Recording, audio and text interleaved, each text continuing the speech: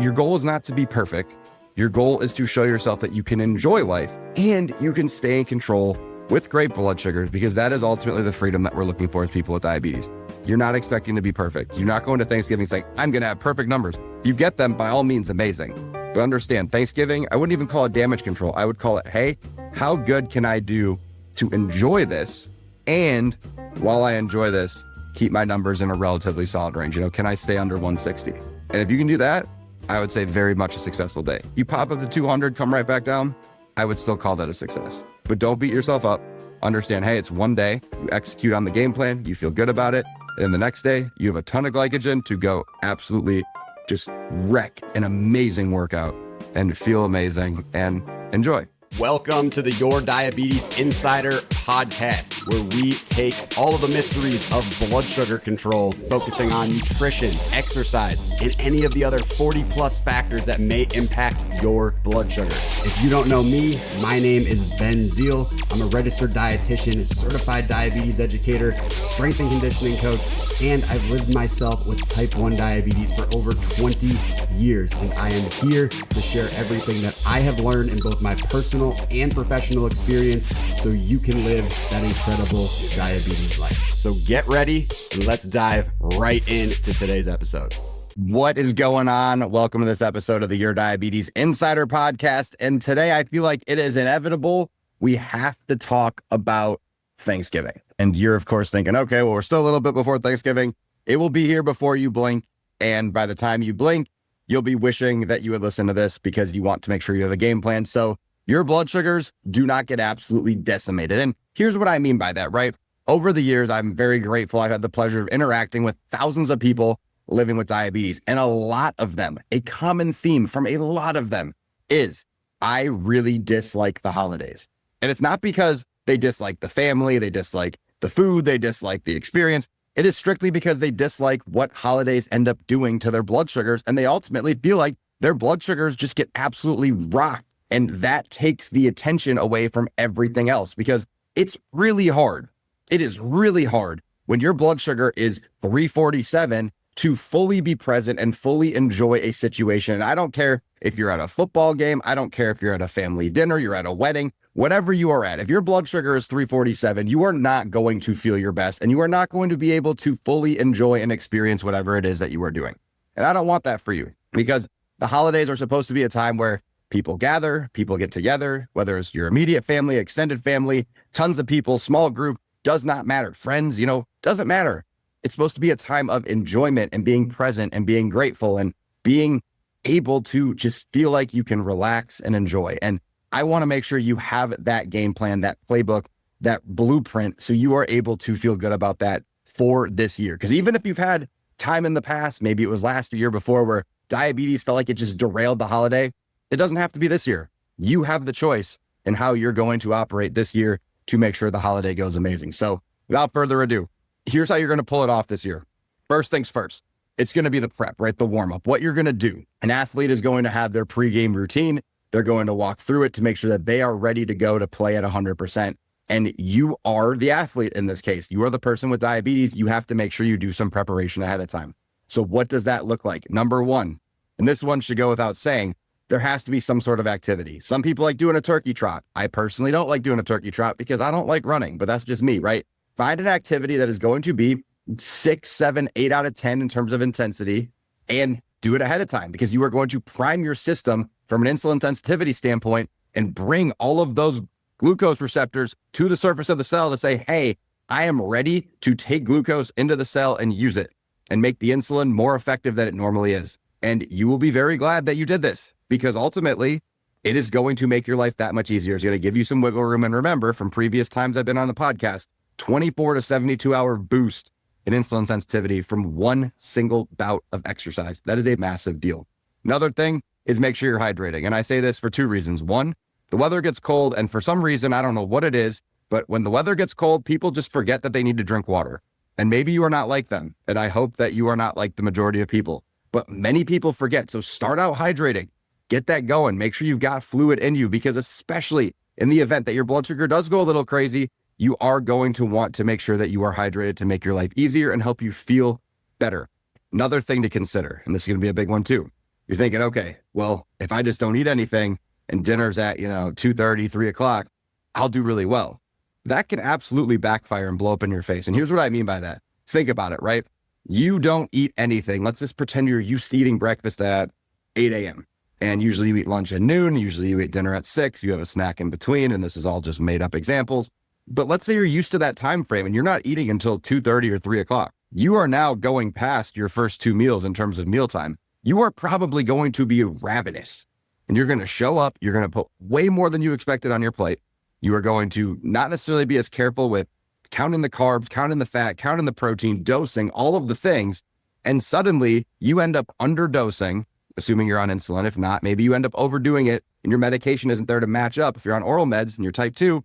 And then suddenly, kaboom, RIP to the blood sugar because it's going to skyrocket. And now, let alone having seconds, good luck having dessert, good luck having anything beyond that first plate that you likely overloaded. And now you feel like garbage because you're overly full, you ate too fast, and you didn't end up taking medication correctly. So it is a trickle-down effect that is massive, and it is something I do not want you to have to experience. So I go back to have something, right? Let's say you train first thing in the morning, come back. Maybe you're sticking a little bit on the lower carb side, but you're having some protein, you're having some fiber, you're having some veggies. Don't eat a massive meal, but if you're like, hey, I want some eggs and want to have some veggies in there, do it.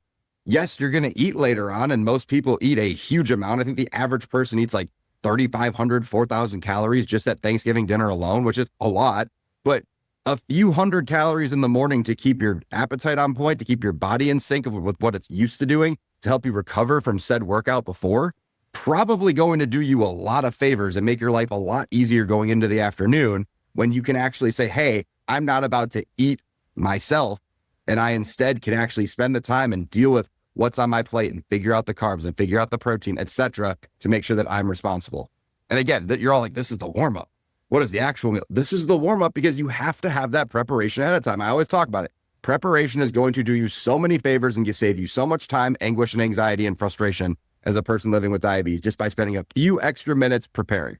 And the other thing, and this is a big one too, when it comes to the meal itself, whether you're at a family's house, friend's house, you go to a restaurant. My family sometimes likes to go to a restaurant because they don't want to do all the dishes and the prep, and I don't really blame them, to be honest.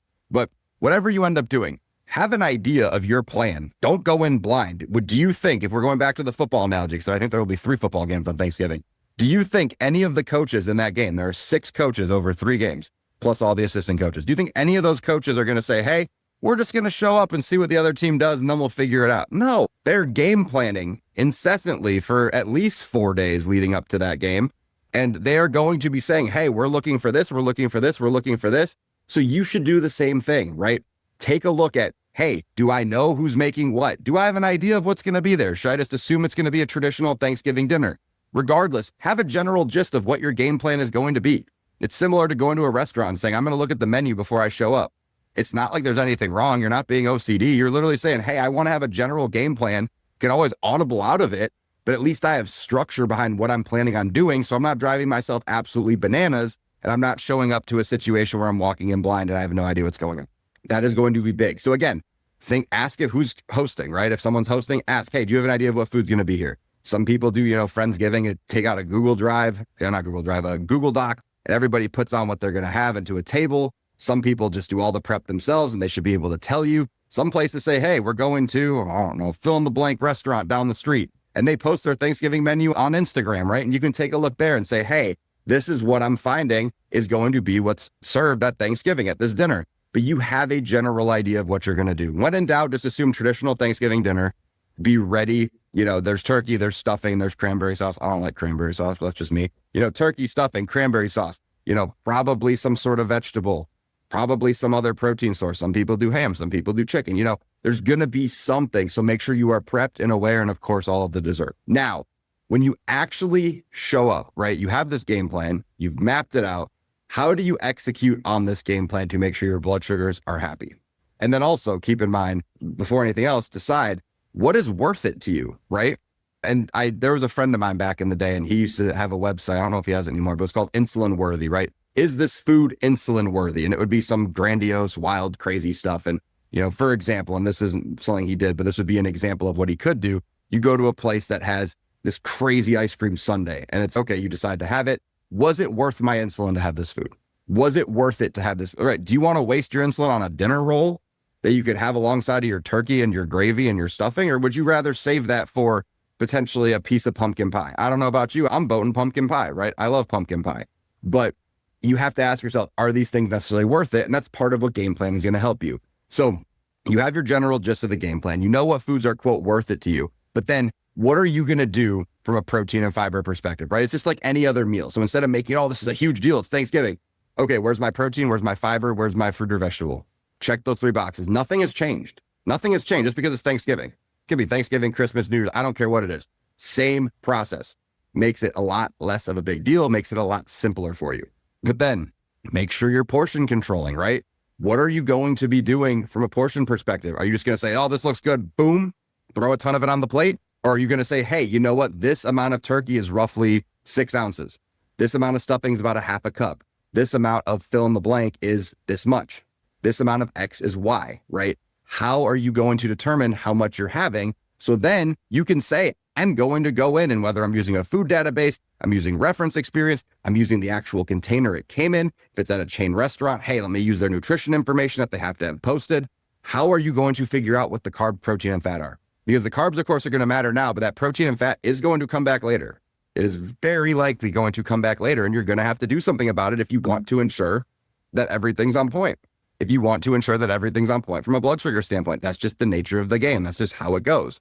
So you have to make sure you're on point with that. And then, of course, again, for the desserts, when it comes time for that, you've decided what you thought was worthy, right? Maybe you decide, hey, I want a little bit of stuffing. I want to have a little bit of my, fill in the blank. I don't know, a little bit of the cranberry sauce, but I'm going to really have a ton of this pecan pie, which sounds amazing right now, and pumpkin pie. Okay. Figure out what you're going to do from a dosing perspective and make sure you're on point with it. Another thing, and this could be, I don't want to call it a pro tip, but something you could consider. There's a lot of families where they all gather and during halfway after the dinner, right? Half the people go outside, they run around, they throw around a football, they do something active. That's never a bad idea. Obviously, watch how much insulin you have on board so you don't fall off a cliff from a blood sugar standpoint. But again, hey, let's go on a slight stroll an hour or so after dinner because the game's over and we're done eating and we want to just enjoy before we have dessert. Totally acceptable. Watch active insulin, watch active medication. But beyond that, you should be okay. And I think the biggest thing for that too is if you're like, hey, I know I'm about to be active. Hey, there's always the yearly family football game, right? Make sure that you're not dosing all of it up front if you're on insulin, right? Maybe instead of taking all of that, you're taking 60% and you're extending the rest out. Maybe you're taking the rest of it when you're done playing if your blood sugar starts to rise, because you have to pay attention to the active insulin, of course, right? As we talk about that all the time as well. So there has to be these things where you're thinking just slightly ahead. All it's going to take to be successful on Thanksgiving for you is you just thinking slightly ahead of effectively everybody else at the table, because you have diabetes and you have to think slightly ahead. If you're not 2 steps ahead, you're behind.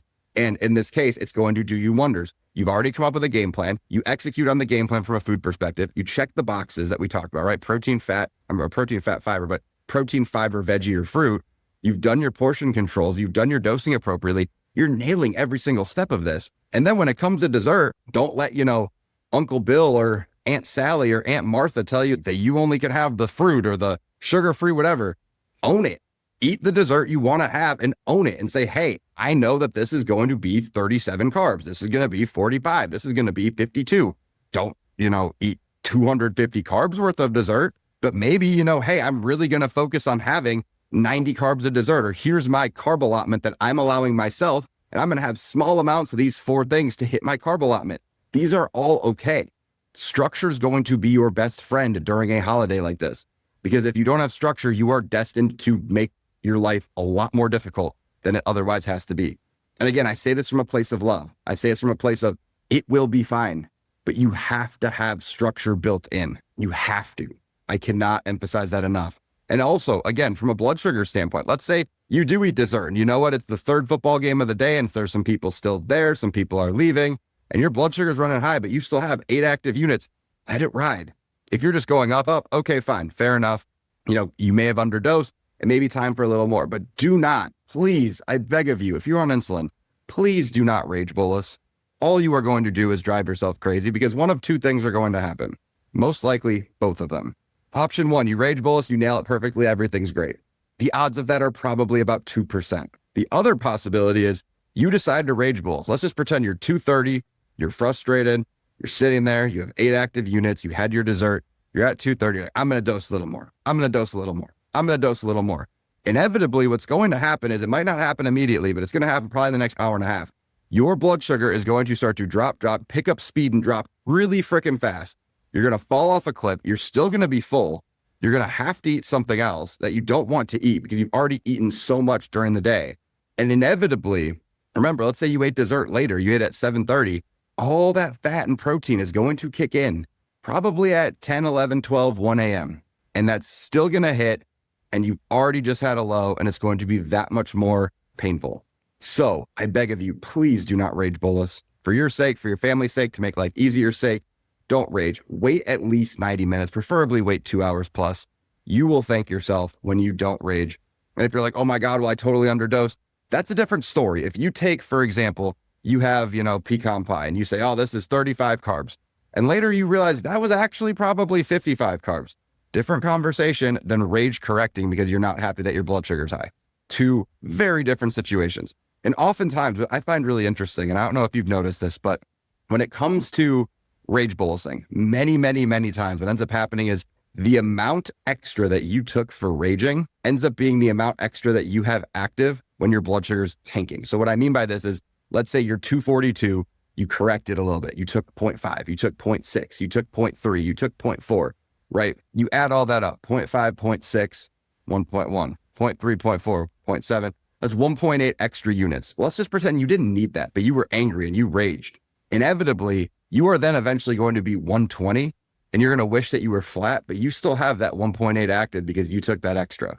And now you're fighting that 1.8 active, and you're probably going to have a low that you could have avoided if you did not rage. So please do not rage. It will not be a very good thing. But ultimately, as you see this, right, your goal is not to be perfect. Your goal is to show yourself that you can enjoy life and you can stay in control with great blood sugars, because that is ultimately the freedom that we're looking for as people with diabetes.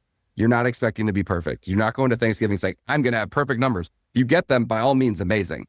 But understand, Thanksgiving, I wouldn't even call it damage control. I would call it, hey, how good can I do to enjoy this? And while I enjoy this, keep my numbers in a relatively solid range. Can I stay under 160? And if you can do that, I would say very much a successful day. You pop up to 200, come right back down, I would still call that a success. But don't beat yourself up.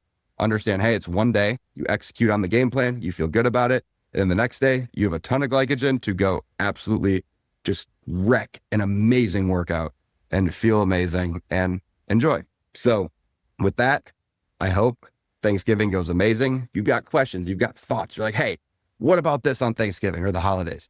Message me on social media at manofzeel, MANOFTZEEL. And of course, if you're like, hey, the holidays just drive me nuts, they throw my blood sugars for a loop, I need some support to get through them successfully without gaining weight while feeling my best, my team and I are here to help. We're all dietitians. We all live with diabetes ourselves. We've all got exercise backgrounds, and we've got your back. YourDiabetesInsider.com is the place to get a hold of us there.